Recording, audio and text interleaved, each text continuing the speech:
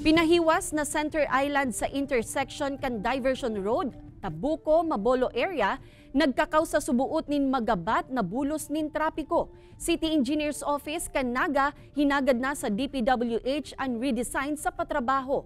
Ang detalye, aramon ta sa pagtutok live ni Chris Novello. Chris?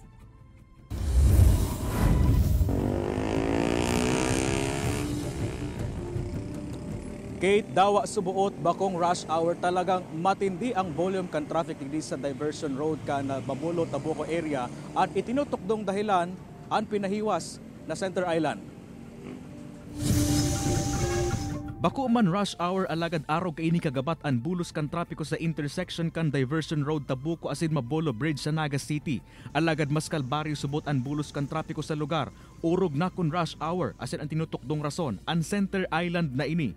Pinahiwas kaya kan DPWH ang existidong Center Island sa lugar. Makalis ang ginibong widening sa tulay na nagkukonekta sa barangay Mabolo asin Tabuco. Alagad sigon sa mga motorista. Nagpadakula nila yung island na yan. Oo, set para sa deteritan. Malala talaga sir, pero terminal lang araw kaniyar aldaw. Aminado man ang City Engineer's Office kan syudad na nagkakaw sa ining pagabat sa bulos kan trapiko sa lugar.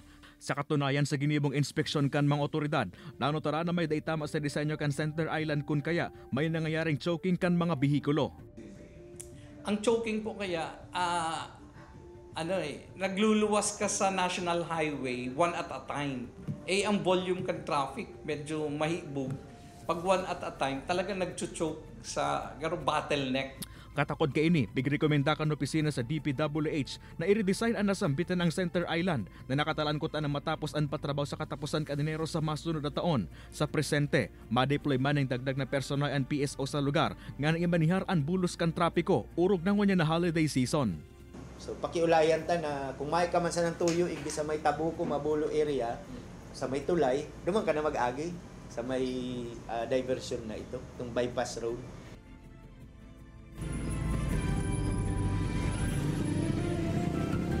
Kate, common na mga bihikulong nag-aagi sa lugar ang mga heavily loaded trucks asin mga bus na pasiring sa Metro Manila, Naga o vice versa. Kaya ansaro sa mga solusyon, Kate, kan mga otoridad, especially kan PSO ang mahigot na papapautob kan truck ban asin makakatabang man subot itong pinapatrabahong Mabolo Almeda Bypass Road.